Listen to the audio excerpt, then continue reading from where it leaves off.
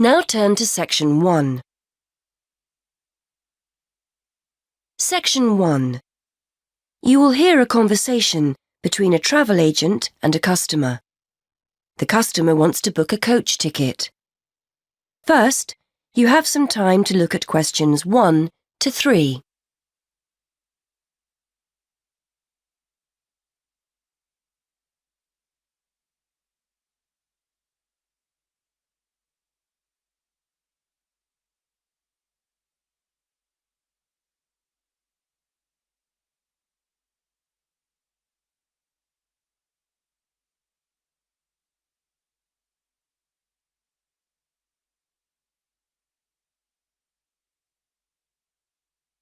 You will see that there is an example that has been done for you.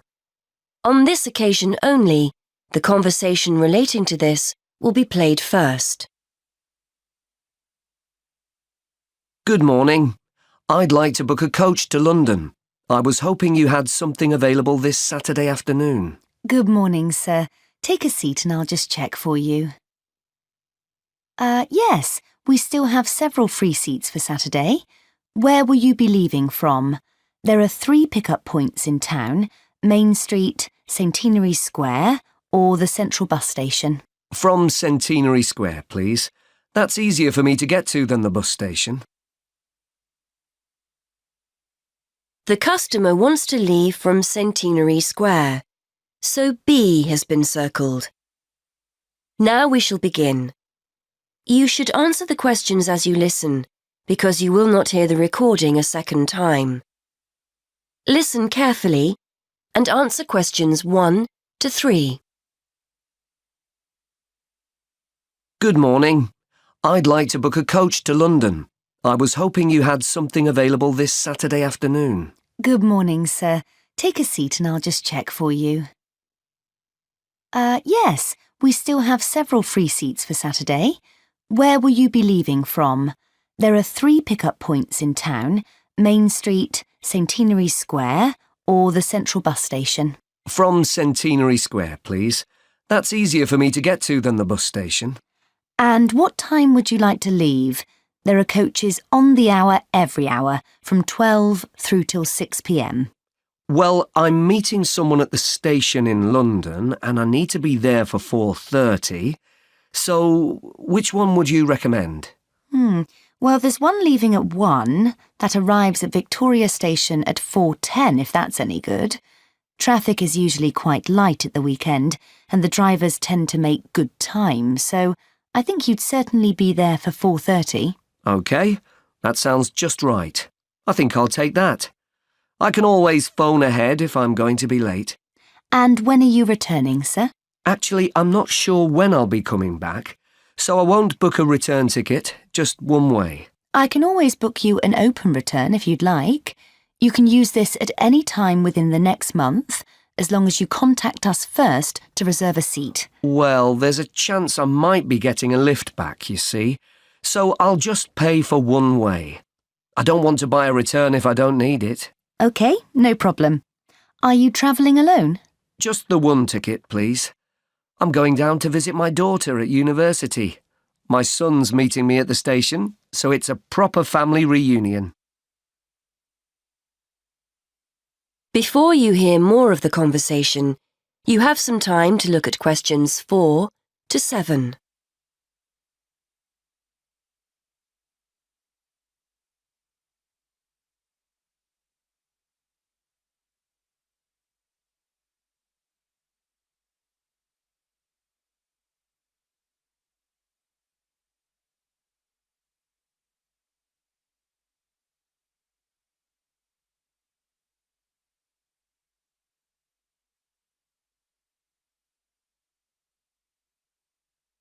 Now listen and answer questions 4 to 7.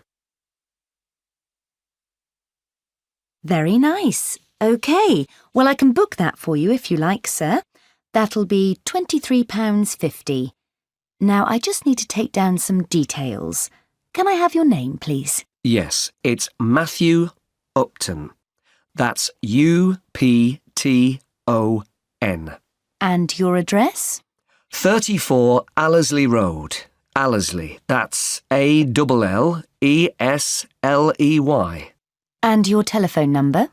01732 558 997. And your email address? We'll use this to send confirmation of your travel details. matt257@yahoo.co.uk. OK, thanks. Before you hear the rest of the conversation, you have some time to look at questions 8 to 10.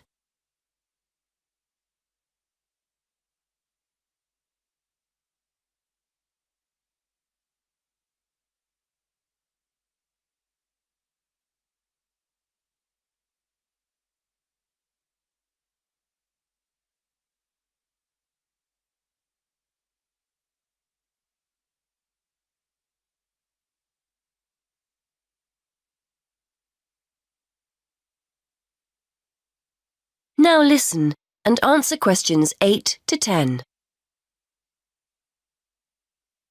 Before I forget, I'll be taking a little luggage. Is there a set luggage allowance? We offer a very good luggage allowance.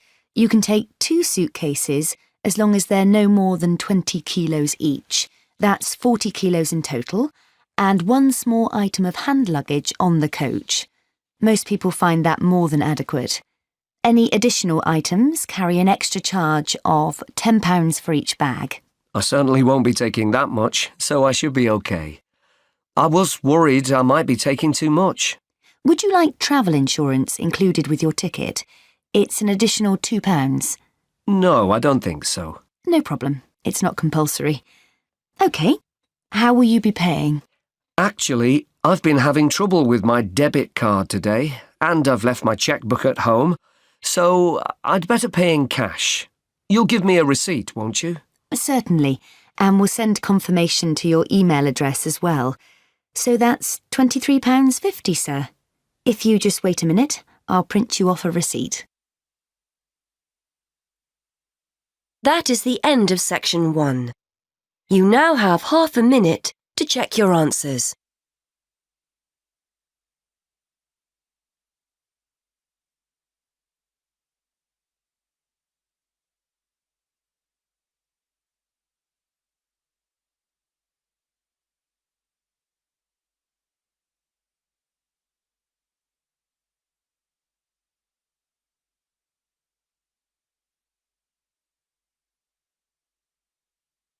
Section 2. You will hear a presenter on a radio show. The presenter is talking to the manager of a local library. First, you have some time to look at questions 11 to 13.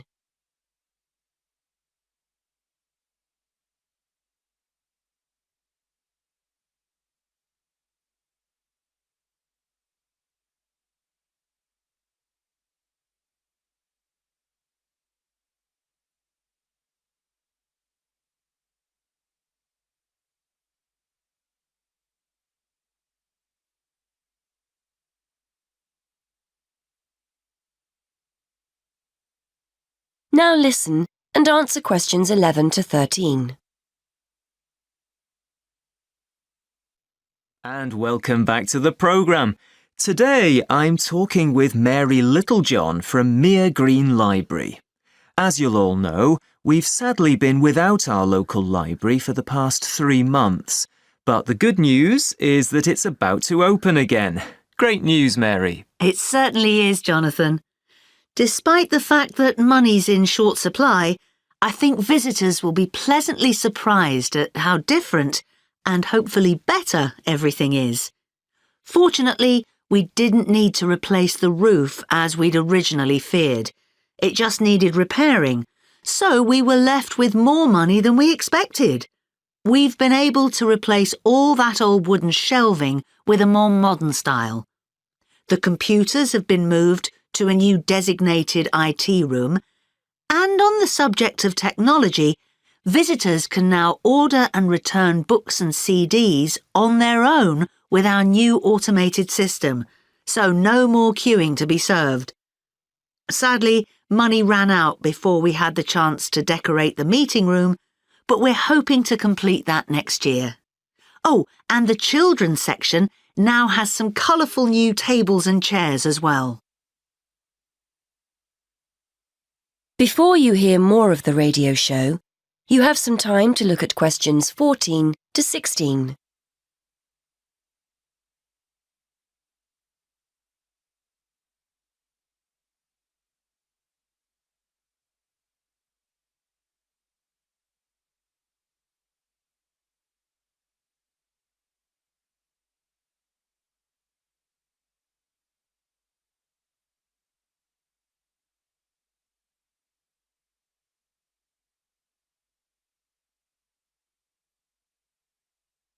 Now listen and answer questions 14 to 16. That all sounds fantastic. So, are you having a big reopening party? Well, the doors open on the 28th of August and we'll be serving tea, coffee and sandwiches at 12:30. Then we get down to business in September. The local History Society will be meeting on the first Monday of each month at 7:30 as usual, and we'll be starting our Wednesday lunchtime book club at 1 o'clock. Both of those events are in the meeting room. The computer club won't be running in September as we still need to complete work in the IT suite, but this will certainly be returning in October. And we're especially looking forward to welcoming a local writer, Sally Wainwright, to a new event on the 22nd of September. This will be the first of a series of events we're calling Ask the Author. Visitors will be able to hear authors read from their latest works, ask questions, and even buy a copy of their book to take home. Before you hear more of the radio show, you have some time to look at questions 17 to 18.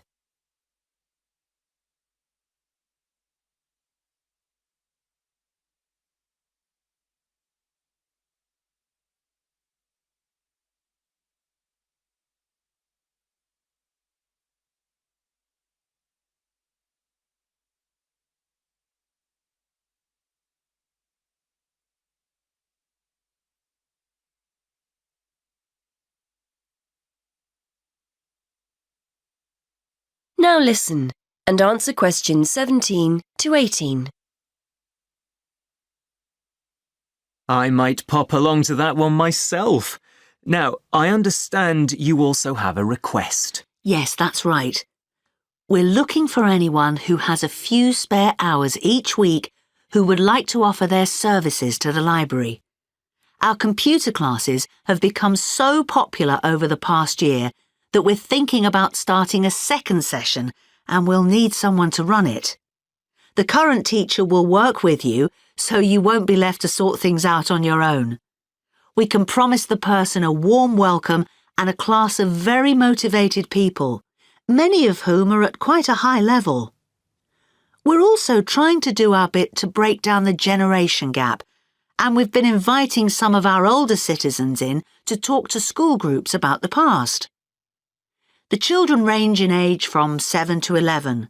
They're always accompanied by their teacher, by the way, but we haven't opened it up to teenagers yet. So if you'd like to help out, please get in touch. Before you hear the rest of the radio show, you have some time to look at questions 19 to 20.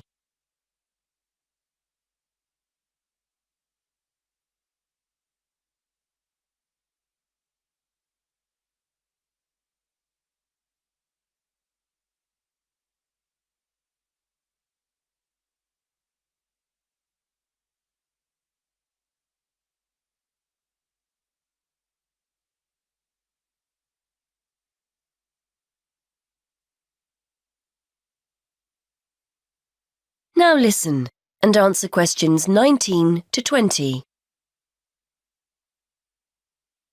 And I also understand you've got good news for those who've been making use of the mobile library. Yes, because the library has been closed, we've been running a mobile library service and going out to people in the community. Well, feedback has been so positive about this, particularly amongst our elderly users, that we've decided to keep it going. Users can reserve books if the bus doesn't have anything that they feel like borrowing. There's a computer on board with access to the library database, so the librarian will be able to reserve one for you. Unfortunately, we don't stock newspapers or magazines on the bus, as these tend to be for reference purposes only and can't be taken away. We're also pleased to be working with the local council, who've agreed to send someone from the community office on the bus. They'll be able to help you with any local issues you may have. Well, many thanks, Mary. I'm sure our listeners will be delighted to hear the service is fully up and running again. That is the end of section 2. You now have half a minute to check your answers.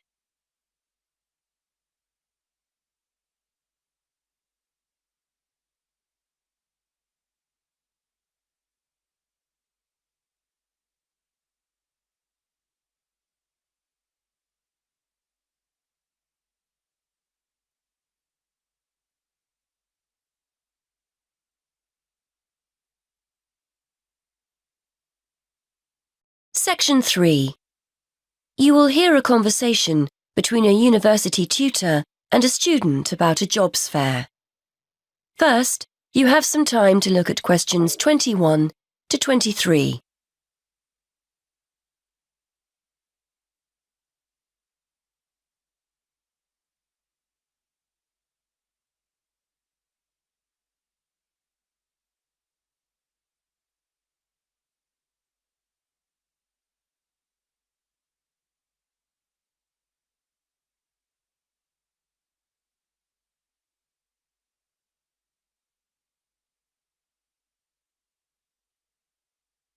Now listen and answer questions 21 to 23. OK, Fergus, so we've looked at your assignment, which was OK. Now, before you go, you know about the jobs fair that's coming up, don't you? Yes, it's the week after next, isn't it? The whole week, is that right? That's right. Monday through to Friday. I'd suggest making sure you get along there on Tuesday and Wednesday. Engineering companies tend to be more prominent then, rather than on Monday or the end of the week. Yes, I've got the programme for this year, and it looks like those days will be best for me. I'm only in my first year, so I'm not expecting too much from the day.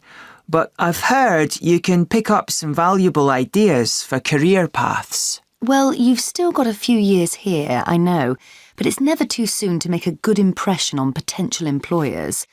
You've got the programme, so do some research.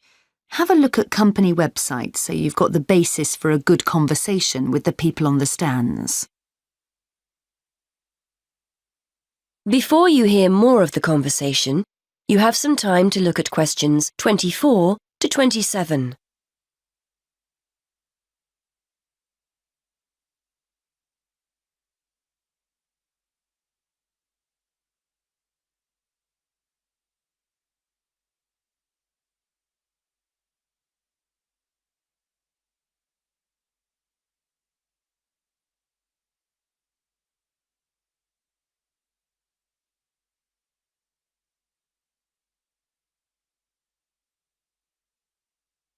Now listen and answer questions 24 to 27. Yes, I was looking at one the other day.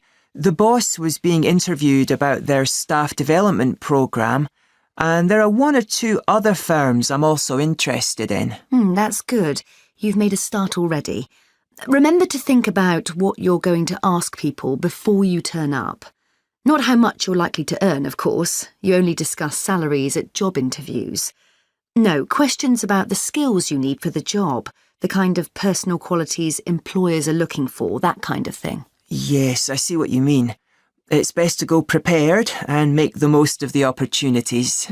And I'm sure you don't need telling that it's a good idea to dress correctly for the event. You need to give off a professional air. Well, I won't be buying anything special for the occasion, that's for sure. I've got a suit and tie at my parents', but I don't have time to collect it. I'll make an effort, though. A nice pair of trousers and a jacket. Nothing too formal. I'm sure you'll look the part. By the way, you'll often find companies have more than one representative. Maybe someone from marketing handing out free gifts, someone who'll explain the interview process, an ex-student who now works for them, that kind of thing. Try and direct your questions towards the best person. Yes, that's a good idea. I'd certainly be keen to talk to any ex-students that are around. Before you hear the rest of the conversation, you have some time to look at questions 28 to 30.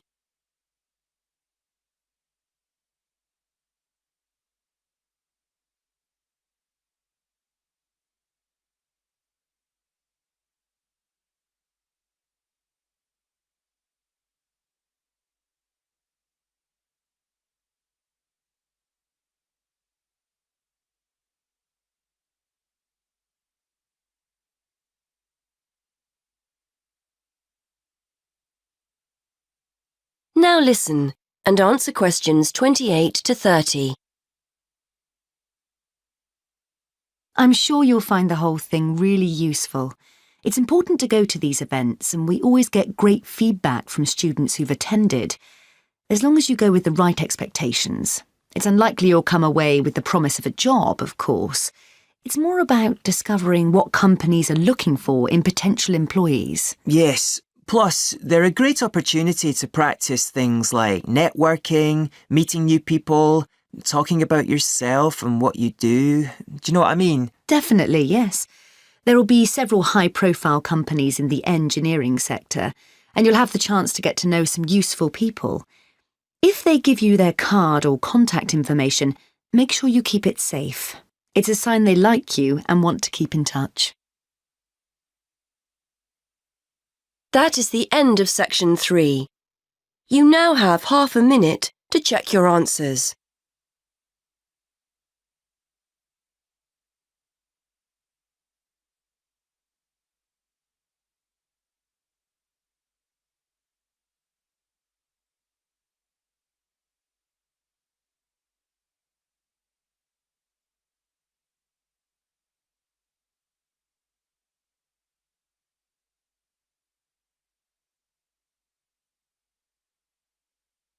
Section 4.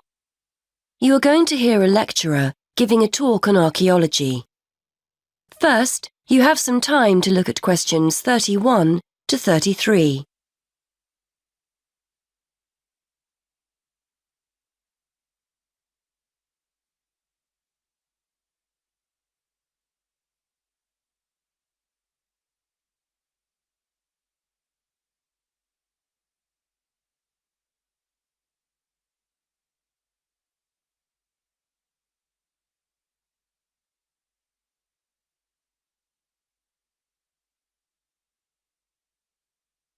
Now listen and answer questions 31 to 33. Many thanks for inviting me along today to talk to you about the results of some very interesting recent archaeological research. The saying, "you are what you eat," is often applied to present-day dietary advice. Certainly, our bodies will show evidence of whether we eat healthily or live on fast food and takeaways. This can be particularly useful in archaeological research. Through a careful analysis of the ancient bones of our ancestors, we can tell a great deal about their diet and the way they lived. I'd like to talk to you today about some research into the early settlers of some remote tropical islands in the Pacific. When these people travelled to these new lands 3,000 years ago, they had to bring along all the resources they needed for survival, including food, plants and animals from their original homes. One such group were the Lapita people, who were early settlers of remote Oceania, several islands in the Pacific. When the Lapita set sail for the island Vanuatu, they brought with them domestic animals and crop plants. This allowed them to settle in an area where no humans had previously lived, and that had limited natural resources. Archaeologists have been keen to discover to what extent these settlers and their domestic animals relied on the resources they'd brought with them compared to the native plants and animals they found on the island. Before you hear more of the talk, you have some time to look at questions 34 to 37.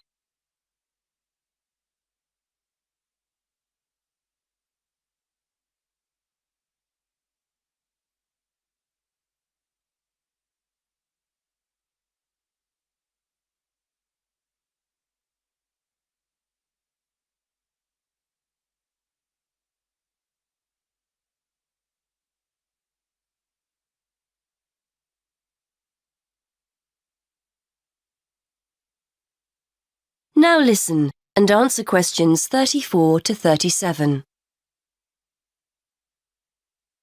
In order to try and understand the diet and lives of the Lapita people, archaeologists analysed the chemical composition of the bones of 50 adults excavated from the Lapita cemetery on Efate Island, Vanuatu. Depending on what we eat, we consume varying amounts of carbon, nitrogen and sulphur. As these chemical elements are ultimately deposited in our bones, the amounts or ratios of each one can provide a sort of dietary signature. For instance, plants incorporate nitrogen into their tissues, and as animals eat plants and other animals, nitrogen builds up in their own system. The presence of different ratios of chemical elements may show whether a human or an animal ate plants, animals, or both. Carbon and sulphur ratios offer another clue to diet. Carbon ratios, for example, differ between land and water organisms, as do sulphur ratios, the values of which are much higher in aquatic organisms compared to land-based organisms. As well as examining the settlers' bones, scientists carried out a comprehensive analysis of the chemical elements found in the settlers' likely food sources. This included modern and ancient plants and animals. They found that early Lapita inhabitants of Vanuatu may have searched for food rather than relying entirely on food they'd grown themselves during the early stages of colonization. In the longer term, they probably did grow and consume food from the resources they'd brought with them, but early on, they appear to have relied as much on a mixture of fish, marine turtles and fruit bats, as well as their own domestic land animals. Before you hear more of the talk, you have some time to look at questions 38 to 39.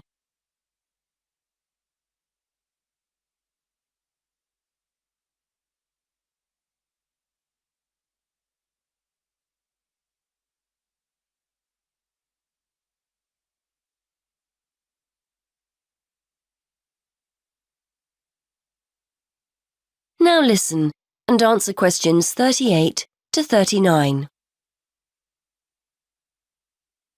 The archaeologists believe that this analysis of diet may also provide clues to the culture of the settlers. For one thing, males had much higher nitrogen levels compared to females, which indicates greater access to meat. This difference in food consumption may support the hypothesis that Lapita societies were ranked in some way, or it may suggest dietary differences associated with the work people were involved in. Before you hear the rest of the talk, you have some time to look at question 40.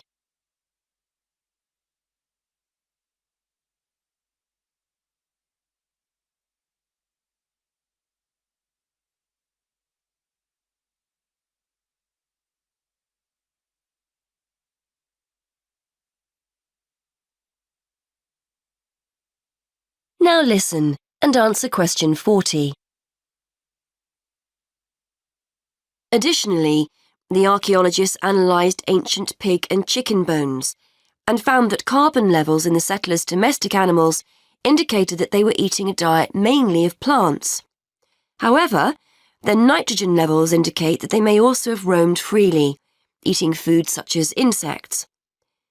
This would have allowed the Lapita people to keep food resources that were in short supply for themselves, rather than feeding them to their domestic animals. That is the end of section 4. You now have half a minute to check your answers.